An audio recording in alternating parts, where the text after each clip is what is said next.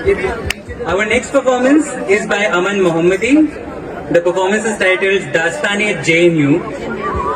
Aman Mohammadi is an actor, theatre person and a PhD scholar at School of Arts and Aesthetics.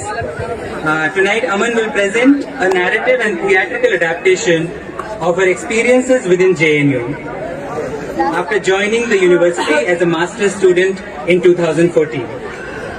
Before starting, Aman would like to say to all of you, through me, that मैं जो भी कहूंगी सच कहूंगी, सच के सिवा और कुछ नहीं कहूंगी। शुक्रिया।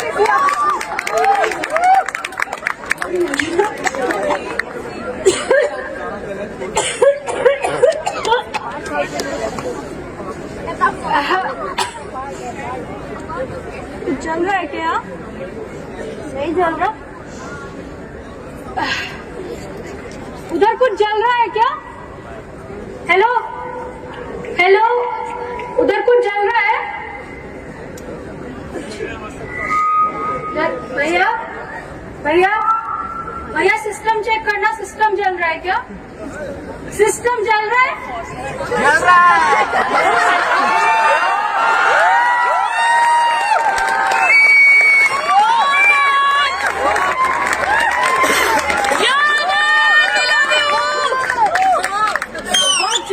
कुछ जल रहा है। सिस्टम,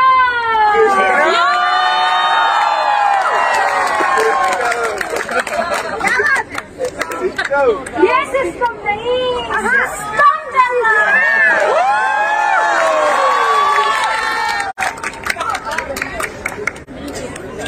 और भी जल रहा है। क्यों जल रहा है क्या?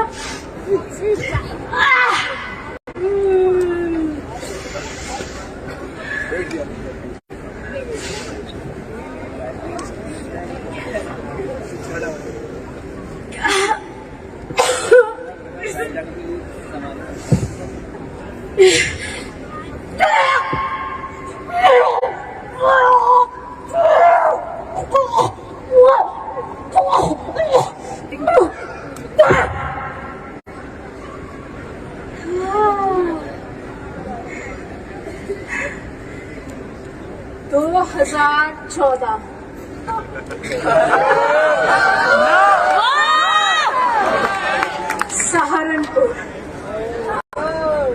जेएनयू में एडमिशन हुआ था और मुझे दाखिले के लिए सहारनपुर से जेएनयू आना था। सहारनपुर नाम सुना है आपने?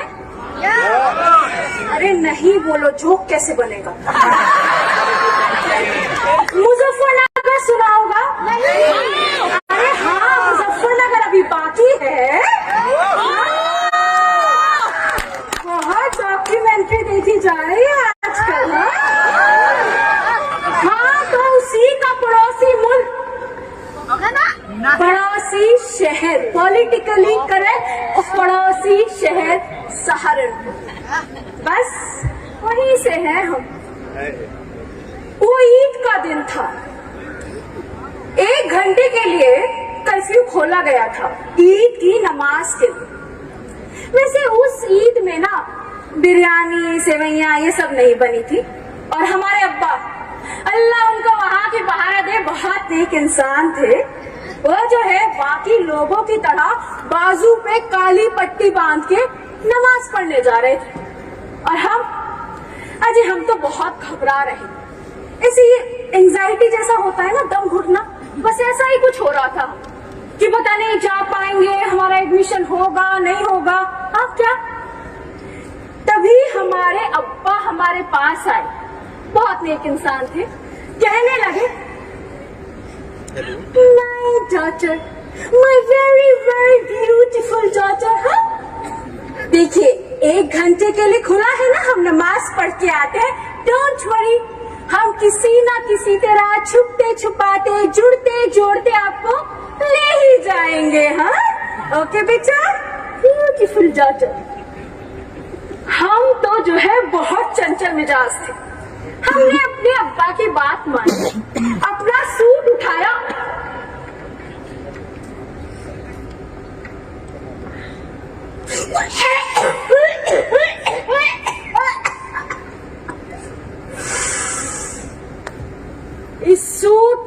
रही थी जलने की इस सूट में से। अरे नहीं नहीं, दर्जी मियाँ ने नहीं जलाया था, उनकी तो बेचारों की खुद की दुकान जल गई थी, यहाँ तक कि पूरा शहर जल रहा था। बस हमारा सूट बच गया था, हमें तो उससे मतलब था। हमने उसे पहना, सुर्खी पाउडर लगाया, कानों में चांद बालियां पहनी और बस।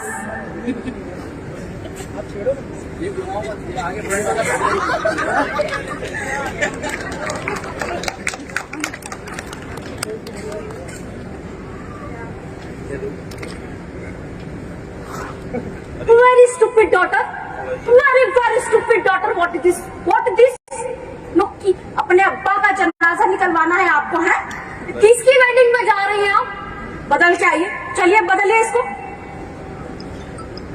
अब देखिए, हम उस वक्त बहुत जाहिल थे, हमें बिल्कुल नहीं पता था कि इंसान की पहचान उसके कपड़ों, उसके खाने, उसके लिबास, उसके नकाब, उसकी टोपी से होती। हम तो फर्मा बरदार थे, हमने अपने अब्बा की बात मानी, अपना सादा लिबास पहना, एक जोड़ी कपड़े रखे और कागजात। क्या क्योंकि कागज तो देखिए बहुत जरूरी है। तब कौन पूछ ले कागज दिखाओ। तो बस हमने भी अपने सारे कागजात रखे और हम चल दिए। बहुत सन्नाटा है? अब्बा, इस कदर सन्नाटा हो रहा है? कोई दिखाई नहीं दे रहा अब्बा।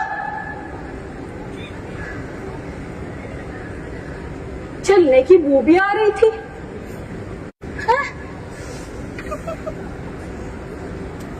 ये अब्बा जीप आ रही है, सामने से कोई जीप आ रही है। जो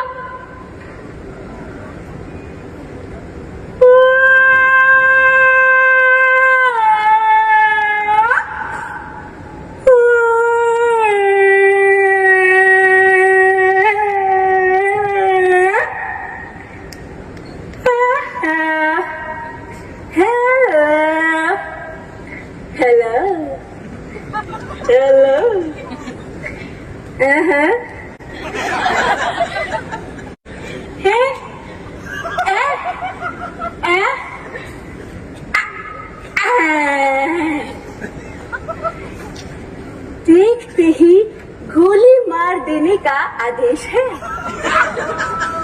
पैलेट्स का बजट अभी आउट नहीं हुआ है, इसलिए गोली कारतूस से ही काम चलाना पड़ेगा।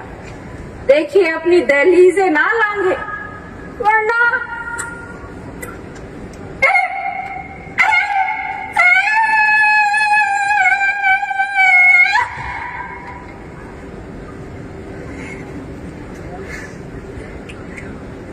किधर किधर? अब्बा हमारे सहम गए, पर हम थोड़े किसी से डरने वाले थे। हमने तो डट कर उनका मुकाबला किया।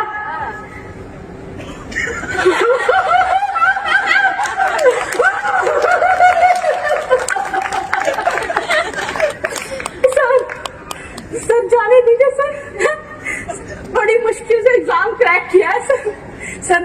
बेटी जैसे है आपकी, Beti Padhao Beti Padhao sir.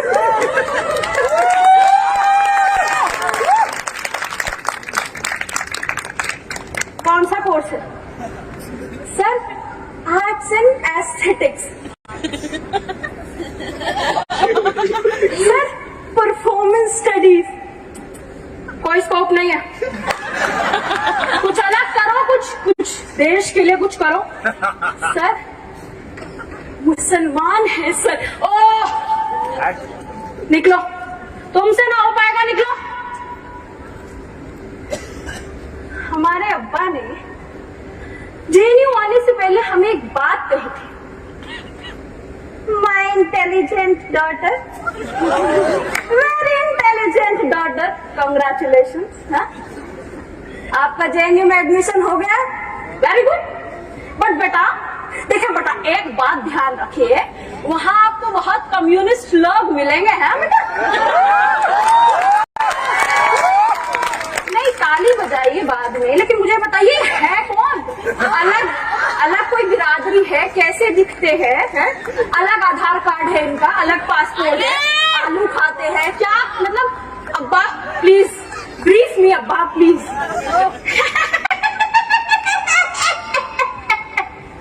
My stupid, innocently stupid daughter. You please teach her in the class, huh? Please.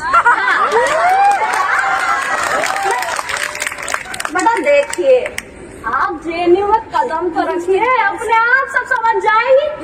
बस आपको एक बात बता दें कि वहाँ की फिजाओं से जो है चलने की बू नहीं, इनकलाब की खुशबू आ रही है।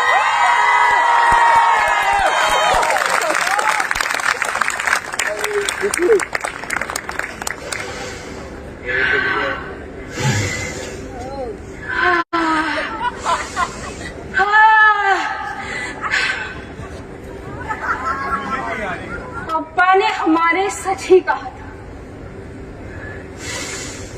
क्योंकि जब हमने जेएनयू में पहला कदम रखा उस दिन बारिश हो रही थी और मिट्टी की खुशबू अजीब सी महकी, भुट्टे भी भून रहे थे। अरे क्या आजादी की खुशबू थी वो। महसूस करिए उस खुशबू को, आपको भी आएगी मिट्टी की खुशबू। जेएनयू की धरती पर मिट्टी की खुशबू आती है, आजादी की खुशबू आती है। महसूस तो करके देखिए, आपको भी आएगी। तो बस इसी सब के बीच हम पहुंचे अपने डॉन चंद्रभागा। अभी हमने अपना ये बैग रखा ही था कि एकदम से एक जनाब हमारे पास आए और कहने लगे, साथी साथी वेलकम टू जेएनयू, साथी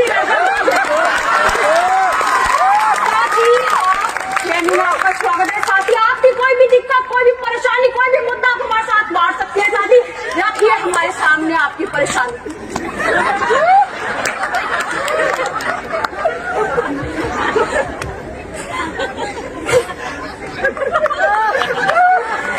क्या बताएं, हमारी तो खुशी से आंसू छलक गए।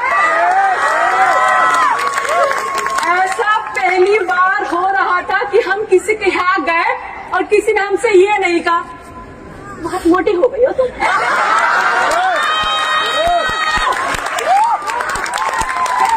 एक्ने भी हो रहा है तुम्हारे? शादी हो गई तुम्हारी? और शादी नहीं हुई तुम्हारी? अल्लाह, कब करोगी? उम्र निकल जाएगी तुम्हारी, बच्चे कब करोगी फिर? यहाँ तो हमारी दिक्कतें पूछी जा रही है। हमने कहा हमें पीसीओडी है और इसीलिए वजन कम करने में दिक्कत होती है और हमारी शादी भी नहीं हुई है। रिश्तेदार कह रहे हैं साथी साथी साथी, यह मुद्दा आपका नहीं है साथी, ये तो समाज का मुद्दा है। अरे साथी, ये मुद्दा नहीं है, ये तो मुद्दा बनाया गया है आपके लिए। पैट्रियार्कल समाज है साथी। साथी ये तो लंबी लड़ाई है, ये तो चलती रहेगी साथी। आप अभी का मुद्दा बताइए, अभी कोई मुद्दा है? अभी तो आया, बैग रखा है, अभी तो 2 घंटे भी नहीं हुए। हॉस्टल में, हॉस्टल साथी ये मुद्दा है। आजकल स्टूडेंट्स को हॉस्टल मिलता कहाँ है साथी? चलिए साथी, इसी बात पर हल्ला बोल, हल्ला बोल, हल्ला बोल, हल्ला बोल, हल्ला बोल, हल्ला बोल, हल्ला बोल, हल्ला बोल, हल्ला बोल, बोल, बोल,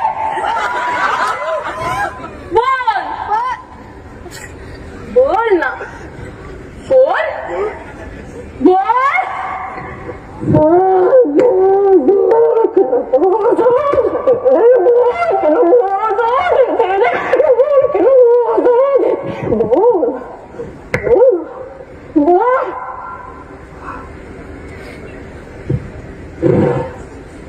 एक महापुरुष ने कहा है, बहुत ज्ञानी है, उन्होंने कहा है कि जेएनयू की लड़कियां या वो लड़कियां जो चाउमीन, मांस, मच्छी खाती हैं, उनका खून गर्म होने लगता है,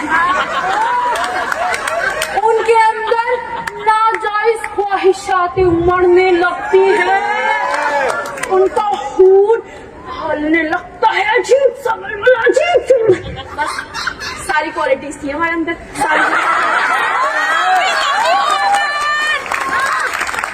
लड़की थे, जेएनयू से थे, और मांस मच्छी वो तो बचपन से मुंह पे लगा हुआ था।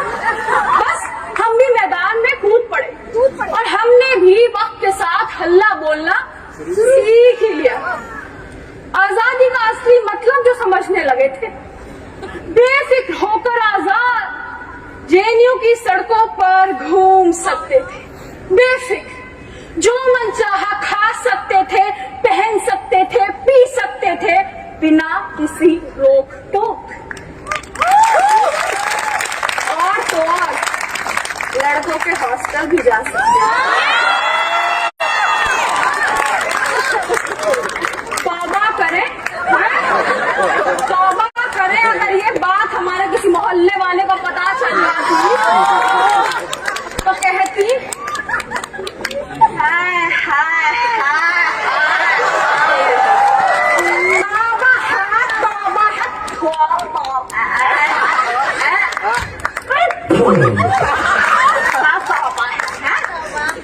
है कुल्ले में दर्द है मेरे। नहीं, लड़कियों को इतनी बेहयागी है, ये बेशर्मी है, तरह अलग अलग होकर बैठो क्या है?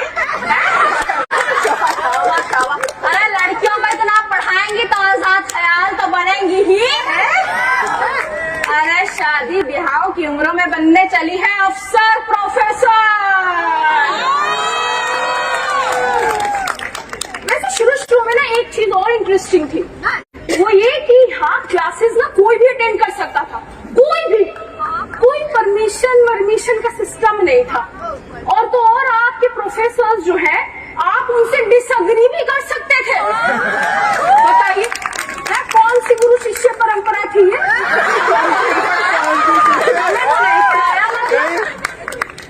आपके प्रोफेसर्स आपको चाय भी पिलाते थे और आपके साथ पीते भी। बस इसीलिए दुनिया जो है जेएनयू से थोड़ा जलती रहती है। हमने ना जेएनयू से बहुत कुछ सीखा। हमें अब कम्युनलिज्म का मतलब भी बहुत अच्छे से समझ आने लगा। वो क्या है ना कि जेएनयू में जो है इलेक्शन का माहौल ना किसी ईद के मेले से कम नहीं था। अब ईद में जो है सेवैयां खाते थे और यहाँ चाय की चुस्कियां ली जाती थी। लोग गले मिलते, हाथ मिलाते और हवा में लाल नीला रंग उड़ के सतरंगी हो जाता था। और वो लोग जो बाहर बिरयानी का विरोध करते हैं, जेएनयू में बिरयानी खिलाकर वोट मांगते थे।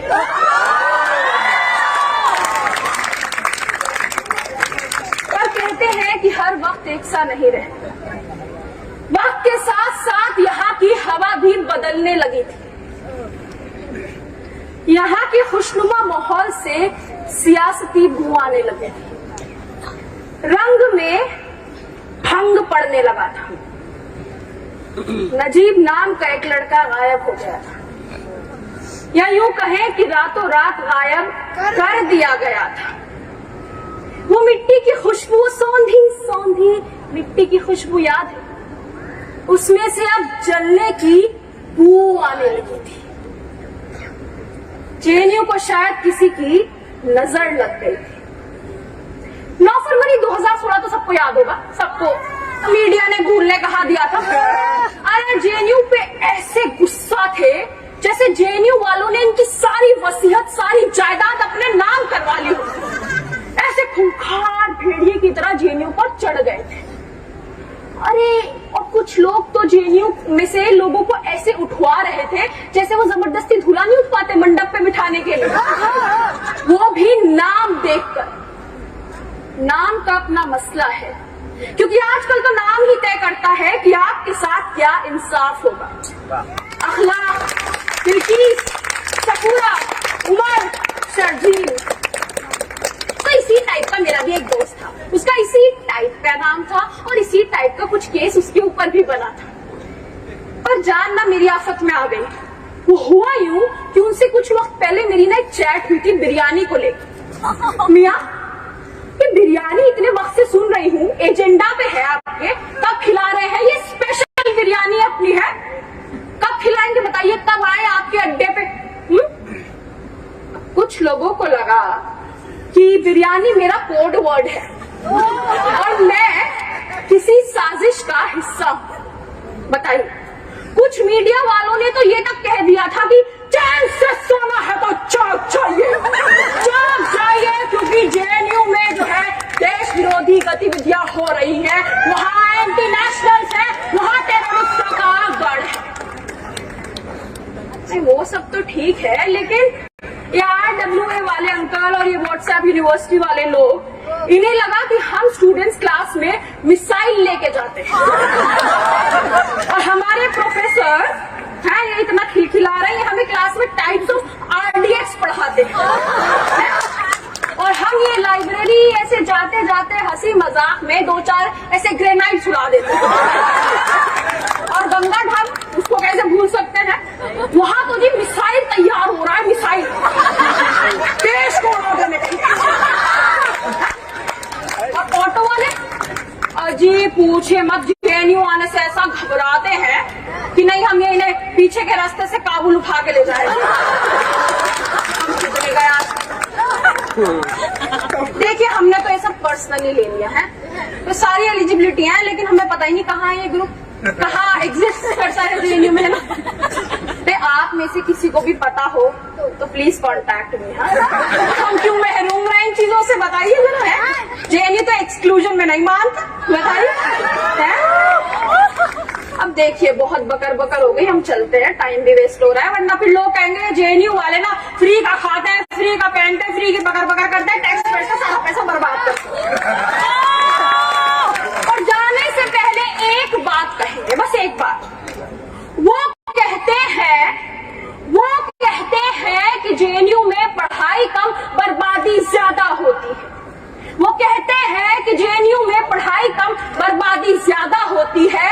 हम कहते हैं एक बार जेएनयू आइए तो अरे एक बार जेएनयू आइए तो हुजूर, चाय की चर्चा पे हम आपको आपकी सोच से आजाद करते हैं।